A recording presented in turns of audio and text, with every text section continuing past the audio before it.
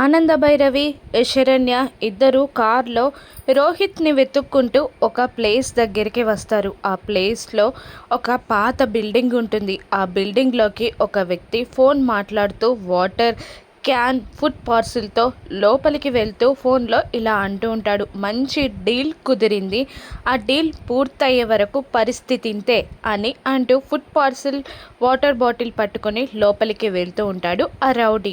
అది గమనించిన శరణ్య, ఆనంద భైరవి అతన్ని అనుసరిస్తూ లోపలికి వెళ్తారు. అక్కడ కుర్చీకి కట్టేసున్న రోహిత్ని చూసి, నాన్న రోహిత్ అని అంటూ ప్రేమగా రోహిత్ని దగ్గరగా తీసుకుంటుంది ఆనంద భైరవి.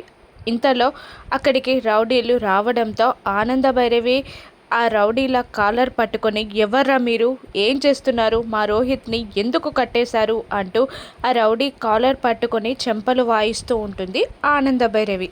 శరణ్య కూడా ఒక రౌడీని కొడుతూ ఉంటుంది. ఇంతలో వాళ్ళిద్దరూ ఆ రౌడీలు శరణ్య, ఆనంద చేతిలో నుండి వాళ్ళ కాలర్స్ని విడిపించుకొని, వీళ్ళని కూడా కట్టేయండిరా అని ఒక రౌడీ అంటాడు. దాంతో శరణ్య ఆనంద భైరవిని కట్టేయడానికి వాళ్ళు దగ్గరగా వెళ్ళబోతుండగా అక్కడున్న కర్రలతో శరణ్య, ఆనంద భైరవి ఆ రౌడీలని చితకబాదుతూ ఉంటారు. మరోవైపు ప్రీతిని పోలీసులు కోర్టుకు తీసుకెళ్తూ ఉండగా ప్రీతి మదర్ పోలీసులకి దండం పెడుతూ, ప్లీజ్ నా కూతుర్ని వదిలిపెట్టండి అని వేడుకుంటూ ఉండగా, మేడం మీరేదైనా మాట్లాడాలి అనుకుంటే కోర్టులో మాట్లాడండి, మాకు కోర్టుకి టైం అయిపోతుంది అని అంటూ ప్రీతిని కార్లో ఎక్కించుకొని తీసుకొని వెళ్ళిపోతాడు ఎస్ఐ. మరోవైపు ఆనంద, శరణ్య రౌడీలని చితకబాదుతూ ఉండగా శరణ్య తల మీద నుంచి వెనకాల నుంచి ఒక దెబ్బ వేస్తాడు ఒక రౌడీ. తలపై దెబ్బ తగలడంతో శరణ్య కళ్ళు తిరిగి పడిపోగా రోహిత్ శరణ్య అని గట్టిగా అరుస్తాడు. అదే టైంలో ఆనంద తలపై కూడా వెనకాల నుండి ఒకడు బాదటంతో ఆనంద కూడా రోహిత్ కుర్చీకి ఆనుకొని కళ్ళు తిరిగి కూలబడిపోతుంది.